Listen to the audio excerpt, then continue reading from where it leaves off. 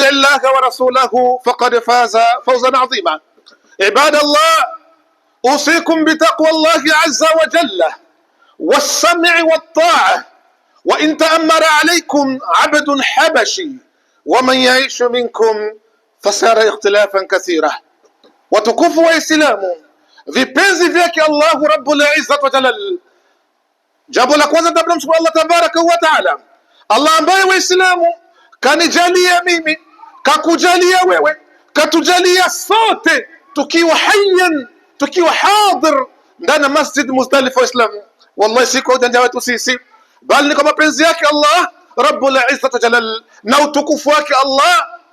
Ndiyo maana mimi na wewe tupo hapo Waislamu, na ilhali kuna wengi Waislamu walitamani wawepo hapa kama ulivyokuwepo wewe, lakini Allah Rabbul Izzati wa Jalal, kuna miongoni mwetu kuna wale ambao walitamani wawepo hapa Waislamu, mida kama hii wanakuta barabarani, mida kama hii wanakoshwa wakisubiri baada ya salatu Jumaa wende wakazikwe. Lakini mimi na wewe kwa mapenzi yake Allah wallahi na utukufu wake katuchagua mimi na wewe tuipate salatu Jumaa hii Waislamu, ikiwa ni tarehe 12 Waislamu, mwezi wa 12, ndani ya uwanja Masjid Muzdalifa Waislamu. Wallahi si kwa ujanja wetu, bali kwa mapenzi yake Allah tabaraka wa taala.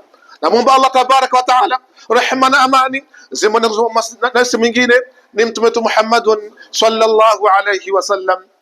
Ndugu Waislamu, ninakuhusia tumche Allah Rabbul Izzati wa Jalal, tumwogope, maana kumcha Allah Rabbul Izzati wa Jalal wallahi hayo ndio mafanikio yako duniani na kesho kaburini na kesho akhera. Utakuwa ni mwenye kufaulu na kupata sehemu iliyokuwa nzuri. Watukufu wa Islam, ainuni adhanakum, ninakuombeni Waislamu niazimeni masikio yenu tusikie ni kitu gani leo, ni kitu gani siku ya leo tulikiandaa ili tukizungumza siku ya leo. Waislamu, ndugu Waislamu, isma'u madha yaqul, sikilizeni Waislamu, amma khutbatuna al-yawma, amma khutba yetu siku ya leo Waislamu, wallahi unwani yake nasema al-liwat.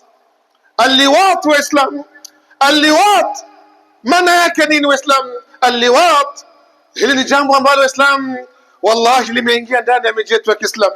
Leo katika kesi nyingi za Kiislamu unapokwenda kama shekhe kusikiliza nini kitujiri mpaka ndoa zivunjike Waislamu, utakuta sababu ni jambo hili ambalo al-liwat Waislamu.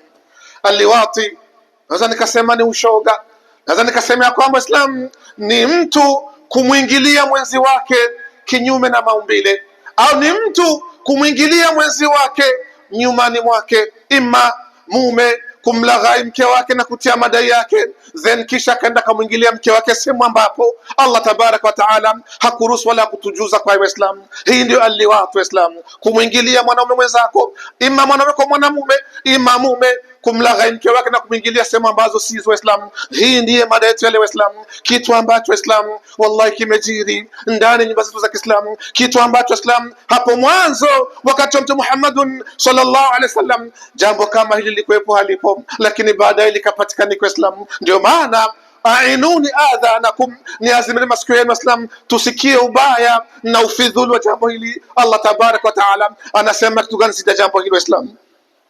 Al-liwat jarimatu shania. Al-liwat Islam, tunaambiwa kwamba Islam liwat kitendo hichi au dhambi hiyo Islam, al-liwat jarimatu shania, ni dhambi kubwa sana Islam, ni dhambi kubwa sana na ni kosa kubwa sana, wa fahishatun qabiha, na ni uchafu uliokuwa mkubwa sana Islam. Kumwingilia mke wako, kuzipitia njia ambazo hazifai, wallahi ni jambo kubwa sana, ni dhambi kubwa sana na ni kosa libaya sana katika uso ardhi huyo. Waradhilatun madhmuma, na tunaambiwa kwamba Islam na ni upotevu wa maadili, ni upotevu wa maadili kabisa. Wa fi'latun manqusa, na tunaambiwa kwamba Islam na ni kitendo cha watu wenye kutokuwepo, na ni kitendo cha wapumbavu wa Islam, ni kitendo cha watu ambao Waislamu wameshapinda kabisa. Fa'iluha mal'unun, atakaye thubutu kufanya tendo kama hili Waislamu, ukamfuata mwanamume mwenzako ukamtumia njia zake za nyuma Waislamu, wallahi wewe umelaani wa mutlaqan, hufai kabisa changamana na watu, wala hufai kabisa kukaa naye mtu kama huyo Islam. Kwa sababu gani? Ameleta kitu ambacho Islam wallahi utendaji wake tu imekuwa wewe ni maluuni, Allah amekulani duniani, Allah amekulani kabisa. Ndugu Muislamu, mal'unun mujrimun fasiq, mwenye kufanya kitendo cha Islam amelaaniwa na Allah tabaraka wa taala, na ni mtu mbaya kabisa, na ni fasiq wa Islam. Wa mumarisuha manqubun, na mwenye kufanya Uislamu tendo hilo lazima Waislamu duniani utalipia. Allah tabaraka wa taala atakulipa hapa hapa duniani, na kesho hiyo siku ya kiyama itakuwa kabisa wewe ni mwenye kuangamia na kudumiwa katika sehemu ambazo ni nzito sana. Tuomba Allah tabaraka wa taala atulinde na kitendo kama hicho. Islam, watukufu wa Islam, hii ndio aliwatu wa Islam. Baada ya habari kama hizo Islam, Allah tabaraka wa taala anatufahamisha Islam. Kwanza, huu ni kigogo kabisa wa vigogo. Imamu Suyuti anatufahamisha katika mafunzo yake akisema kwamba hapo mwanzo wa Islam, hapo mwanzo, na hii ndio asili ya jambo hili kuanzia Uislamu. Hata Imamu Suyuti rahimahullah taala anatuambia kwamba Islam hapo mwanzo ilipatikanika miji miwili wa Islam. Katika miji miwili hii ilikuwa inaitwa ya kwamba ni Sodoma na Gomora wa Islam. Miji hii wa Islam, Allah tabaraka wa taala, watu wa miji hii Allah tabaraka wa taala aliwaneemesha kwa neema ya matunda. Allah aliwapa vilimo ambavyo ni vizuri sana vya matunda, ambavyo mpaka miji mingine ilitamani ipate vilimo vile matunda, lakini wakawa hawakuyapata. Wakawa wanalazimika Waislamu, watu kutoka sehemu tofauti wakienda katika miji hii Waislamu kwa ajili ya kufuata neema yale matunda yale Waislamu. Lakini Waislamu wallahi, ubovu wa bahati, wenye asili wenyeji wa miji ile walikuwa ni watu mabakhili sana, watu wenye tabia mbaya sana. Hawakupenda ujio wa watu wengine kuja ndani ya vijiji vyao Waislamu. Siku moja wakakaa wakifikiria kwamba tukifanya kitu gani ili tuwaziwie watu hawa wasipatikanike ndani ya miji yetu na kuja kuchukua matunda yetu Waislamu. Ndipo shaitan Iblis al-la'in akaja na fikra nzuri, akaja na fikra ambayo iliwapendeza wengi Waislamu. Habari hizi anazieleza Imam Suyuti katika vitabu vyake, katika ilmu ambazo alizozagaza katika vitabu vyake Waislamu. Anatuambia kwamba walipokuwa wakifikiria tufanye kitu gani ili kuwaziwia watu kuingia ndani ya miji yetu Waislamu, ndipo akaja kijana mmoja, masha Allah, kijana mzuri, shababi mzuri, mwenye sura ya kupendeza. Kila mmoja alipomuona akamtamani kijana kwa hali ambayo alikuwa na Waislamu. Kumbe alikuwa shaitan kajibadilisha katika jimbili la kibinadamu Waislamu. Alipofika pale shaitan akamwambia, ndugu zangu, mnafikiria nini tukifanya ili kuwaziwia watu wasiingie katika miji yetu Waislamu? Shaitan akamwambia kwamba mimi nimekuja na idea moja tu, fikra nzuri Waislamu. Shaitan akawa anawasimulia watu wanaopatikana katika vijiji Sodoma na Gomora Islam, akamwambia kwamba ili kuwaziwia watu wasiingie katika miji yetu hii tufanye hivi Waislamu. Tamaki kijana yule akaziteremsha nguo zake, akabaki kama alivyozaliwa Waislamu. Ni mwanaume huyu shababi kabisa, pande la mwanaume, wanamtazama watu Sodoma na Gomora, kwa kweli ni kijana kabisa alijazia Waislamu. Akamwambia kwamba ninakuombeni nyinyi njooni mnitumie mimi Waislamu. Akawa mwenye kuinama akawafunza tendo ambalo nilibaya Waislamu, tendo ambalo Allah na mtume wake walithubutu kusema kwamba atakaye onekania akifanya tendo kama hili basi achukuliwa hatua iliyokuwa kubwa sana Waislamu. Moja ya hatua kwanza, amelaaniwa na Allah tabaraka wa taala. Ndugu Waislamu, shaitan akawa ametendwa kitendo hichi, akawa amefanyiziwa kupitia nyumbani mwake. Akamwambia tendo hili kuanzia leo atapoingia mtu kuja kula matunda yetu basi afanyiwe kama nilivyokuonesheni Waislamu. Tendo hili Waislamu likawa limezaliwa, likawa limeanzishwa kabisa, ambapo tendo hili lilikuwepo halipo, lakini shaitani kwa sababu ana fikra mbaya na anatamani aone umma wote ameingia nao ndani ya moto wa Jahannam. Allah tukinge na vitendo vyake shaitani. Watukufu Waislamu, ainuni adhanakum, hii ndio hali ambayo ilipatikanika ndani ya vijiji viwili hivi Waislamu. Allah tabaraka wa taala alipoona hali kama hii imezidi, ilikuwa nia yao Waislamu wawafanyie wageni kila wakiingia, lakini tahamaki, hali ikawa imekolea, ikawa ni jambo linafanyika ndani ya miji ile. Wao kwa wao wanapambana Waislamu, wanafanyiana tabia ambazo chafu kabisa. Ikawa sasa limetoka wageni, sasa ikawa ni wao kwa wao Waislamu. Allah kaona kwamba jambo hili si lizuri. Allah ndipo akamtuma Nabii Lut, nenda kawafahamishe hao kwa kama wanayofanya hayafai Waislamu. Ndio Allah tabaraka wa taala anatusimulia ndani ya surat Hud aya ya 77. Allah anatuambia baada a'udhu billahi minash shaitani rajim, qalu, kwanza Allah anatuambia alipokuwa Nabii Lut alipokuwa akiwafahamisha kwamba Allah tabaraka wa taala ameukatazeni msifanye haya, hayafai kabisa, ni vitendo ambavyo Allah tabaraka wa taala havikubali kabisa. Wakamjibu kupitia sura Al-Hijri aya ya 70, wakamwambia kwamba baada a'udhu billahi minash rajim, alam nanhak, qalu aw lam nanhaka 'anil alamin. Ewe Lut, mara ngapi wewe tumekukataza usitufahamishe hayo ambayo unakatufahamisha sisi? Alam nanhaka 'anil alamin, hivi kweli au lam nanhaka 'anil alamin? Ewe Lut, usitukatazi sisi au usitufahamishe haya, tuache kabisa matulivyo Waislamu. Ndugu Waislamu, Allah tabaraka taala ndipo sakaja na taarifa ndefu sana katika surat Hud aya 77 Waislamu.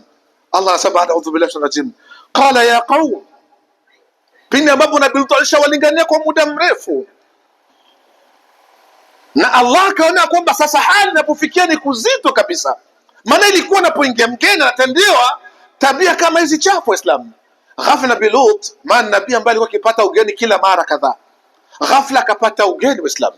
Wakaja malaika wawili, lakini katika sura ambazo za binadamu Waislamu, ambao ni Jibril na mmoja katika malaika ambaye nimemsahau jina lake Waislamu. Alipofika pale Nabii Lut akawa amegonga. Alipofika pale Waislamu, Nabii Lut akawakaribisha wageni wake, lakini hofu ndani ya moyo wake, iwapo watu wangu wataona hawa wageni watakuja kuzua tabia zao chafu Waislamu. Tazama Waislamu, Nabii Lut akaona kwamba labda hakuna mbali waona Waislamu, kama amefunga mlango, amekaa ndani na wageni wake kwa wakirimu Waislamu.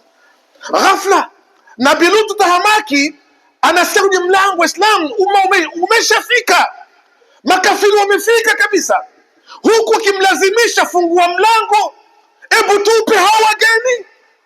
Waislamu, ndipo Allah tabaraka taala anaznukulu kisa hicho akisema kwamba qala ya qaum haulai banati hunna athharu lakum fattaqullaha wala tukhzi fi dhaifi. Ndugu Waislamu, wageni wale wamekaa ndani na Lut wakizungumza, ghafla wameingia watu wa Lut wakigonga mlango wakisema, tupe hao wageni, tunawahitaji, tuwafanyie kama tunavyofanya kila siku tukafanyia wageni Waislamu. Nabii Lut huko alipo anawaambia, ndugu zangu, watu wangu, qalu, enyi watu wangu, ya qaum haulai banati, mbona tabia hizi si nzuri? Tazama, nina mabinti mimi na watoto wengi wazuri wa kike, hebu chukueni hawa, hunna atharu lakum, hawa ni bora kwenu, hawa ndio ambao Allah tabaraka taala aliamuru nyinyi mtembee nao, wanafaa kabisa Islam. Tazama Nabii Lut ili anusuru wageni wake hawa, na anawafahamu tabia mbaya na chafu za watu wake Waislamu, lakini hakuchelea, akawaambia kwamba nina mabinti wazuri, mabinti hawa wanakufaeni kabisa, wanafaa kuona nyinyi, chukueni mabinti zangu hawa. Wakamwambia, ewe Lut, fattaqullah, wakupeni Allah tabaraka wa taala, wachukueni wanawake hawa, muache wageni hawa. Jambo lile akamwambia kwamba kwa huzuni, wala tuhzini, wala msinipatishe aibu, msiyafanye haya mbele ya wageni wangu, itakuwa ni aibu kubwa sana. Wamekuja ndani ya miji yetu, lakini nawafanyia itakuwa ni aibu, msinipatishe aibu mbele ya wageni wangu. Alaysa minkum rajulun rashid. Ndugu Waislamu, Nabii Lut huku anasema, hivi kweli nyinyi watu wangu, hivi anakosekanika mtu mmoja miongoni mwenu anaweza ingalata kuwapa nasaha na kuambia kwamba tuache basi hao wageni, tuwafuate labda watoto wa Nabii Lut, ni wanawake hao wanatufaa kabisa Waislamu. Hali kama hii Nabii Lut inamuumiza ndani ya moyo wake, akifikiria nini kifanye, maana nishazungumza, lakini wapi, wanawake nimewapa, hawataki kabisa Waislamu. Ndugu Waislamu, qalu, wakamjibu Nabii Lut watu wake, laqad alimta ma lana fi banatika min shay. Akamwambia, ewe Lut, tambua kwamba sisi hatuna tabia za kuwafuata wanawake. Wanawake si dili zetu sisi, wanawake hawa sio tabia yetu sisi. Wa innaka la ta'lam ma nurid, lakini ewe Lut, usijifanyishi wewe ukafanya kwamba hutufahamu sisi, kwa kama sisi wanawake hatudili nao, tunadili na wanaume ambao ni wageni. Tambua kwamba wewe Nabii Lut unafahamu tunachokitaka sisi, tupe tu wageni tushughulike nao.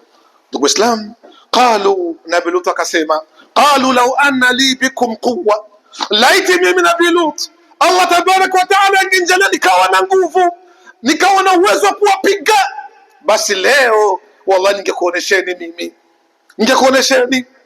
Qalu law anna li bikum quwwatan au awi ila rukmin shadid, au kama laiti ningelikuwa na sehemu na utegemea ndio kupata usaidizi, ningelikwenda nikatafuta usaidizi, tukaja tukupigeni vita. Kwa sababu gani? Hichi kitendo ambacho mtu anataka kufanya mbele ya wageni wangu sijafurahishwa kwacho. Ndugu Islam, Nabii Lut wallahi anasononeka ndani ya moyo wake. Qalu ya Lut, ndugu Islam, malaika wale walipomsikia Nabii Lut akizungumza maneno mazito kama haya na watu wake hawamsikii kabisa, wakaona kwamba hapana, acha sasa tumfahamishe Nabii Lut, atufahamu sisi na kina nani Waislamu. Ndipo kasema, qalu, malaika wanasema, ya Lut, ewe Lut, inna rusulu rabbik, tambua kwamba ewe Lut, sisi ambao mnakaituona tumekuja hapa ndani ya nyumba yako ni vijumbe tulitumwa na Allah tabaraka wa taala. Ewe Lut, wanampa bishara nzuri, wanamtoa ile hofu alikuwa nayo, akitamani labda wana nguvu wasambue. Ya Lut, usiwe na hofu, usiwe na shaka, sisi ni viumbe ambao tulitumwa na Allah tabaraka wa taala kwako. Lan yasilu ilaik, tambua kwamba ndani ya muda huyu na wakati kama huyu, ewe Lut, hakuna mtu hata mmoja ambaye atakusogelea. Tazama Waislamu, malaika wanadhihirika sasa, hakuna ambaye atakusogelea wala kukugusa. Maana wao malaika hawana sifa ya kugusana mwanadamu. Wanaambia kwa muda huyu midhali si tuko hapa, hakushiki mtu wala hakubabaishi mtu yeyote. Waislamu wakamwambia, faasil biahlika biqat'in min al-layl wala yaltafit minkum ahadan illa imra'atak. Ewe Nabii Lut, tumekuja kukupa taarifa, kukuhabarisha kwamba itapofika katika vipande vya usiku, toka wewe na familia yako na watu wako wote ambao waliokuamini, lakini bishartin, utapokuwa umekwenda, asithubutu mmoja wenu kutazama nyuma, maana Allah kuna jambo ambalo alitenda ndani ya kijiji chako hicho Nabii Lut. Tazama Waislamu, sababu gani sababu mpaka malaika wafanye hivyo? Allah ni kwa sababu kitendo cha kaumu Lut kumwingilia mwanamume mwenzako, kumgeuza mke wako, kumpitisha njia za nyuma. Waislamu, hii ndio tabia ambayo ilimfanya Allah akawa amehilikisha watu wa kaumu Lut. Waislamu wakaambia kwamba itapofika usiku, toka wewe, illa mra'atak, lakini mke wako, illa mra'atak innahu musibuha ma asabahum inna maw'iduhum subh alaysa bisubhin qarib. Akaambia kwamba toka na watu wako wote, hata mke wako atakuja, lakini mke wako huyo yatamkuta yatakaowakuta wengine ambao walikuwa tabia zao ni hiza kuwaingilia wanamume wenzao nyumbani mwao. Waislamu, ndugu Waislamu, Lut akawa amepata furaha kuona kwamba jambo ambalo alitamani kwa muda sasa Allah amekuja sasa kulifanya. Ndugu Muislamu, watukufu Waislamu, inna maw'iduhum subh, kaambia kwa sababu ahadi ya Allah itakuwa kwenye mida ya asubuhi kabisa. Allah tabaraka wa taala anaenda kufanya jambo, kwenda kuhilikisha umma wako ewe Nabii Lut. Lut akaambia kwamba asubuhi, mbona asubuhi ni mbali, fanyeni sasa hivi. Tazama Islam, nabii amechoka muda mrefu na amewalingania watu wake, akiwaonesha kwamba tabia hizi hazifai, kina baba hawafai kutumiwa, au mke wako hafai kutumiwa nyuma. Inakuwaje wewe mafunzo hayo umetoa kwa nani mpaka uache sehemu ambayo Allah Rabbul Izzati wa Jalal alikuamuru kwayo kuitumia? Ukitumia ndani yake utapata matunda, ukipanda mbegu mashallah utapata mavuno. Inakuwaje umgeuze mwenzi wako kwa tamaa zako? Labda mke wako mashallah Allah tabaraka wa taala kampa labda sehemu nzito, labda kampa sehemu nene kabisa. Islam, inakuwaje wewe mtu Allah kuyafanya mambo ambayo siyofaa, mambo ambayo ya kijinga kabisa? Na kama kuna yeyote Waislamu kisha fanya tendo kama hili, wallah kaa chini kabla mwezi mtukufu unaikuja. Islam, kaa chini, maliza tatizo zako na Allah tabaraka wa taala. Mazembe yake sio kadhaa Islam. Rajabu inaingia Islam. Kumbe katika miezi ya kheri kama Islam, kaa chini na Mola wako, jadili na Allah tabaraka wa taala, fanya tauba, then kisha ipokee mwezi huyu kwa shangwe na furaha. Ndugu Islam, na Nabii akamwambia kwamba mbona itakuwa vyema mfanye sasa hivi, asubuhi ni mbali. Akamwambia ya Lut, hivi kweli asubuhi sipo karibu? Alaysa subhi biqarib? Lut, kuwa na subra, asubuhi tu inafika, ni karibu tu. Ndugu Islam, wallahi Allah anatuambia katika Qur'an, katika aya nyingine anatuambia kwamba ndani ya sura hiyo hiyo, na falamma jaa amruna, na pindi ambapo Allah alipoamuru, ilipofika ule muda wa asubuhi wa Islam, manabii walitoka na watu wake. Lakini adhabu sasa ilipokuja Islam, Allah subhanahu wa ta'ala alimtuma malaika Jibril kwa mbawa zake Waislamu. Kwanza alipopiga mle ndani, kwanza wale wageni wote ambao walikuwa wakipiga hodi Waislamu, ghafla macho yakapofoka Waislamu, ghafla fujo inaanza kupigwa mle ndani. Na Lut alipokuwa akitoka Waislamu, wallahi mke wake anasikia fujo nyuma, akawa amegeuka. Sababu gani? Amri ya Allah imesema kwamba na mke wako lazima atapata mazito kama utapata wale majangili Waislamu. Watukufu Waislamu, wallahi ni kweli adhabu ilikuwa ni nzito kwa umma huyu Waislamu, na Nabii Lut mkewe kabisa akawa ni miongoni mwa waja ambao walihilikishwa siku ya Waislamu. Nini kilichojiri Waislamu? Anatuambia Allah ndani ya aya ya 70 na kidogo, anatuambia kwamba falamma jaa amruna ja'alna 'alayha safilaha wa amtarna 'alayha hijaratan min sijinin mandud. Allah alivyoamuru sasa malaika wafanye uharibifu kama Allah alivyotaka Waislamu, Jibril aliteremka chini ya ardhi Waislamu. Jibril akanyanyua ardhi Waislamu, akanyanyua kapanda nayo mpaka mbingu ya kwanza Waislamu. Tunaambiwa kwamba alipokuwa ananyanyua ardhi yote kwa utukufu ambao Allah tabaraka wa taala alimpa nao Jibril Waislamu, malaika katika mbingu huko walipata kusikia sauti ya kuku zikipiga fujo, chikeni na mbwa na paka zikipiga fujo katika umma wa nani? Wa Nabii Lut Waislamu. Kwa sababu gani? Tayari Allah ameshaamuru, jambo limefika kwenye mida asubuhi Waislamu, ardhi ikawa imenyanyuliwa, Sodoma na Gomora ikanyanyuliwa yote Waislamu mpaka juu Waislamu. Kwanza wakachomekana jua, baada ya chomekana jua Allah akaamuru Jibril ardhi la Waislamu akaigeuza Waislamu chini, Allah akapafanya kuwa juu, na juu Allah akapafanya kuwa chini. Then Jibril akatoka kule chini kule juu Waislamu akashuka nayo chini Waislamu. Allah hakuacha hivyo Waislamu, amtarna alaihim, vile vile Allah tabaraka wa taala akashusha na mvua Waislamu, mvua ya majiwe. Wamtarna alaiha hijaratan min sijil, Allah tabaraka wa taala akashusha na mvua ya majiwe kutoka ndani ya moto wa jahannam Waislamu, musawwamatan inda rabbik.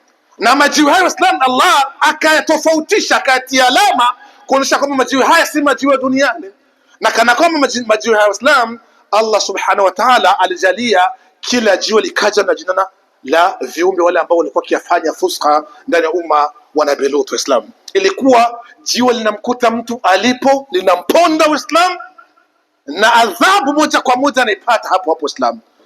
Allah subhanahu wa ta'ala aliwaadhibu na kuwahilikisha umma huyu wa Nabii Lut, musawamatan inda rabbik wama hiya min adh-dhalimin bibaid. Allah subhanahu wa ta'ala anasema kwamba Waislamu alifanya hivyo, wama hiya min adh-dhalimin bibaid. Hii ni attention Waislamu katika ummati Muhammad sallallahu alaihi wasallam, ambao ni umma wetu. Allah anasema kwamba kwa wadhalim, kwa watu wenye tabia kama za watu wa Nabii Lut, wama hiya min adh-dhalimina bibaid, basi na kwa watu wadhalim watakayefanya kama ilivyofanya watu wa Lut, basi na wao adhabu kama hii basi inakuja muda si mrefu, itakuteni popote mlipo Waislamu. Tazama Waislamu, jambo hili Waislamu, wallahi ilikuwa miaka yetu kilisikia likiwa labda jirani au likiwa Ulaya, tunahisi ya kwamba Waislamu wallahi jambo lakini sasa Waislamu wallahi katika nyumba zetu za Kiislamu jambo hili limekithiri Waislamu, jambo hili limekithiri kabisa, jambo ambalo Allah limemfanya mpaka akaghadhibika Waislamu. Ndugu Waislamu, popote ulipo wallah, ninakuhusia Waislamu bila kusahau nafsi yangu, wallah tuwatumie wake zetu katika njia ambayo Allah aliyotuamuru kwayo, maana hapa ndipo ambapo kuna tufaa sisi na ndipo kuna matunda yaliokuwa mazuri kwetu sisi. Lakini tabia ya kumlaghai mke wako na kukosa labda ustahimilivu labda katika hali yake ya kike na kumwambia kwamba nimebanwa, labda geuka tu naonja au natia tu kichwa, Islam tabia kwamba wallah adhabu ya Allah itakuwa juu yako Waislamu. Wakina Kabongo wote Waislamu wamafi mahutha mushkil wama lidhalimina, tamboni kwamba wallah kwa wadhalim adhabu ya Allah inakujieni Waislamu.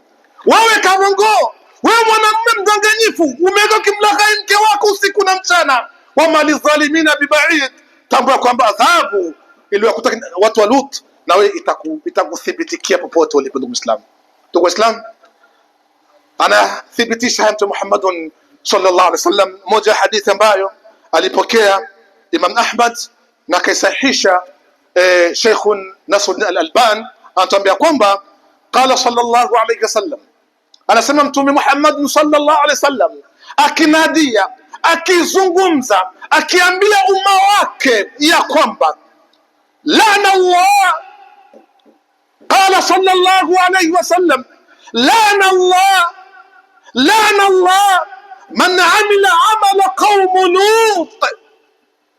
Mara kwanza hiyo Islam Mtume anasema lana Allah man amila amala qaum Lut. Mara mbili Waislamu Mtume alikariri maneno hayo Islam mara tatu marat, akionyesha ubaya na tabia chafu kabisa qaum Lut Islam, ya liwapo Islam, ushoga Islam. Hivi kweli mwanamume mwenye akili unaanzaaje Islam kumtumia mke wako nyumbani? Unaanzaaje Islam?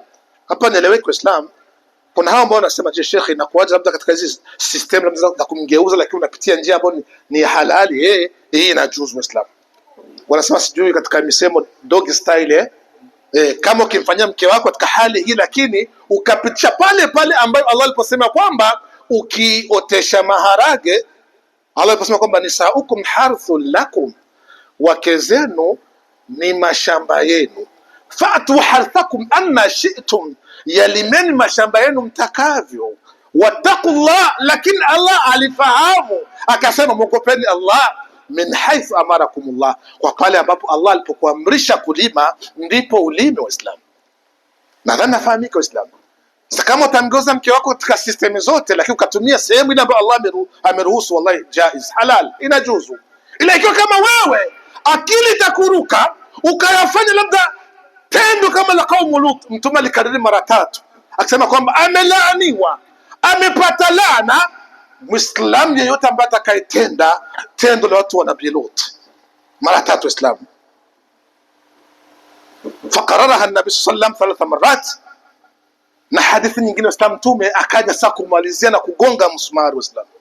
Wallahi ndugu zangu, nitapenda nikushauri kwa ajili ya Allah tabaraka wa taala, wallahi kama kuna yote ashafaa tendo kama ile Islam, wallahi kaa chini mli Allah tabaraka wa taala, maana kosa kama ile Islam wallahi tauba yake ni nyepesi. Lakini kama utazembea Islam miaka yote umekaa ibada zako tu unazofanya huna udhu. Kwa sababu gani? Tayari una najisi ambao ni nzito sana Islam. Aqulu qawli hadha astaghfirullah li wa lakum fastaghfiruhu fayaghfiru mustaghfirun udhu rabbukum tumkuna bil ijaba. Tumtaka Allah msamaha, maana tuna makosa mingi. Allah ndiye mwingi wa kuwasamehe waja wake.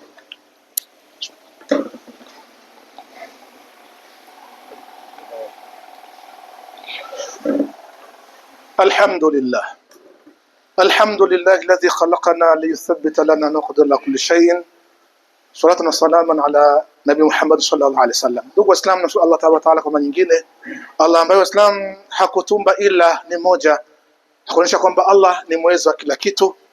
Ndugu Waislamu, naomba Allah Ta'ala rehema na amani kwa umma mwingine Muhammad sallallahu alaihi wasallam. Ndugu Waislamu, kwa kumalizia khutba ya leo, Mtume sallam akionyesha na akigonga msumari kabisa, akisema ya kwamba Waislamu katika hadithi yake nyingine ya pili, akisema kwamba katika hadithi hii amepokea Imam Abu Daud na amesahihisha Sheikh Muhammad Nasruddin Al-Albani, ndiye kasahihisha hadithi hii akisema kwamba ni hasan hadithi ya Islam. Anasema kwamba la'ana Allahu rajul, la'ana Allah, anasema kwamba قال صلى الله عليه وسلم من وجدتموه يعمل عمل قوم لوط فاقتلوه. Tazama Islam, kina mama, akina baba, hususan kina mama mnalaghayika kila siku. Anza kaja baba watoto akwambia kwamba mimi ni mume wako, kutenda jambo hili inajuzu. Unajua bwana, mimi ni mke, nimeoa. Akija mwanamume wako kama hivi, wallahi mfukuzie mbali, na kama ikiwezekana hata talaka muombe. Kishindikani kabisa, hii ndoa jivue nayo, haikufai. Tazama mtu anavyosema, man wajadtumuhu, atakaye kutwa, mtakayemuona, ya'mal amala qaum Lut, akimfanyiza mke wake nyumbani kwake, au akimfanyizia tendo la haramu wanaume mwenzake Waislamu, faqtuluhu. Tunasema kwamba mtu ukimkamata au ukimwona mtu anafanya upumbavu kama huyu Waislamu, muue.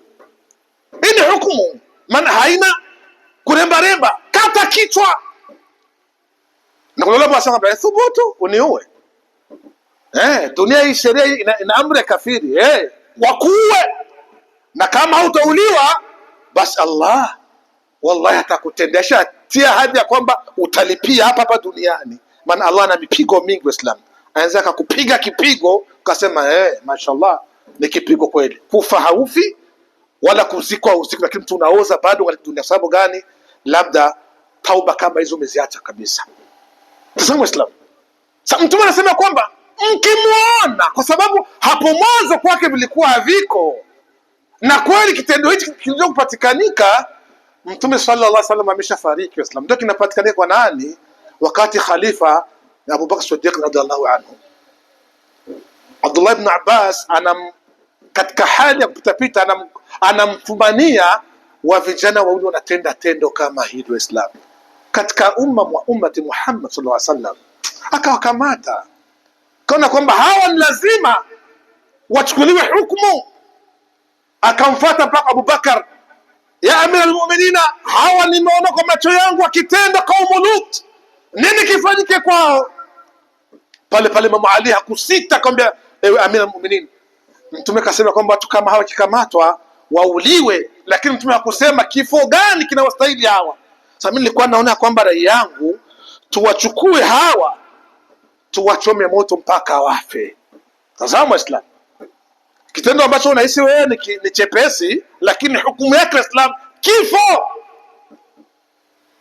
Akasema kwamba hapana, mimi naona vizuri, ili afe vizuri Abdullah ibn Abbas wachukuliwe hawa, wafungwe kamba mikononi mwao na miguuni mwao, kisha tupande kwenye mlima mkubwa, kwenye taji kubwa, then tuwadondoshe kutoka kule juu kwenye roshi ya mwisho kabisa, etaje ile ya mwisho, kisha mtu aje pa asambuke. Waislamu, kifo hichi kinamfaa mtu kama Waislamu. Tazama Waislamu, tendo ambalo leo mimi na wewe tukikaa chumbani faraghana wake zetu na walaghai, mke wangu unaona nimebanwa sana, mtu unakuja na janja nyingi Waislamu, kitu ambacho ni haram. Hata kama unamfahamu mtoto Waislamu kishamili, hafai kabisa ukana wewe. Hebu mlingane, kishindikanika mfukuze, ni laana. Mambo yako yote yatasambuka na sambaratika. Sababu gani? Umeshirikiana mtu ambaye Waislamu analanza Allah tabaraka wa taala. Ndugu Waislamu, tujitahadhari mambo kama haya. Ndio nasema kwamba man wajadtumuhu ya'mal amala qaum Lut faqtuluhum. Hadithi ya kwanza akasema kwamba vile vile ya kwamba fa batnul ardu khairun min dhahriha, mja huyu ambaye aliyekamatwa kwa tendo la kaumu Lut, wallahi kuzikwa ni bora zaidi kuliko onekana akitembea ndani ya ardhi ya Allah tabaraka wa taala. Kumbe auliwe, azikwe. Na inasemekana kwamba Islam hata ardhi haimkubali mtu ambaye alikufa bila kumtubia Allah, alikuwa kitenda kaumu Lut. Ardhi hii ndani ya siku 3 wanasema kwamba ukenda kufufua kaburi ya mtu ambaye anafanya kaumu Lut, mtu ule hutomkuta moja kwa moja. Ardhi inamtransfer wapi? Katika watu wa nani? Wa kaumu Lut. Ndugu Islam, sio kosa lidogo hili. Ndugu Islam, sio kosa lidogo. Hadithi inasema mtume kwamba manajatumuhu ya'mal amal qaum Lut faqtulu al-fa'ila wal maf'ulu bih. Akikamatwa mja anatenda kitendo cha kaumu Lut, uweni mtendaji na mumuue mwenye kutendewa. Waislamu, mwenye kufanya auliwe na mwenye kufanyiwa wamuue. Kwa sababu gani? Tendo ambalo Allah tabaraka taala halipendi hata kidogo. Ndugu Waislamu, kumalizia, maana muda uturuhusu Waislamu, tuambiwa kwamba lau anna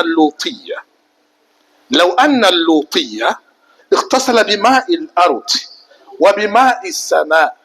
Allah tuambia kwamba laiti mtu ambaye aliyetenda tendo la kaumu Lut kisha anataka yeye kujisafisha, labda kama mtu akimaliza ibada na mke wake anakuoga janaba, eti umeenda kuoga janaba eti utakuwa umetaharika, tambua kwamba wallah lau anna al-lutiyya, mtu ambaye aliyetenda kitendo cha kaumu Lut, ightasalat bima'i al-ard, akoge na maji yanopatikanika dunia nzima, bahari koga, ocean koga, mito koga, nini koga, bomba koga, mvua koga. Waislamu, wa ma'u sama, na maji ya mbinguni. Waislamu, mbingu na mito yake yote koga. Wallahi, kwa sababu tu ni kitendo ambacho Allah amekilani, janaba hiyo Islam haikatiki. Utabaki wewe hauna tahara, hauko msafi mpaka pale ambapo utapokaa chini ukamlia, na huku ukijutia makosa uliyoyatenda haya kumgeuza mwenzi wako nyumbani mwake.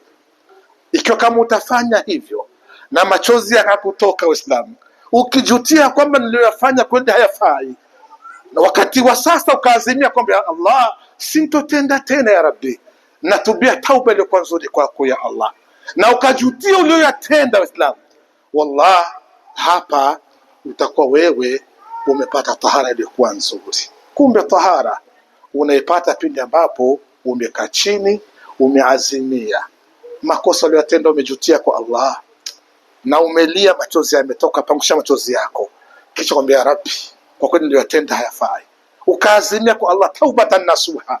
Wallahi hapa utakuwa umepata salama kwa Allah na utakuwa Allah amekupa msamaha yake. Ndugu Waislamu, hapo ndipo ninakuomba wallah, kwa amri ya Allah aliposema inna Allaha wa malaikatahu yusalluna ala nabi ya ayyuhalladhina amanu sallu alayhi wa sallimu taslima.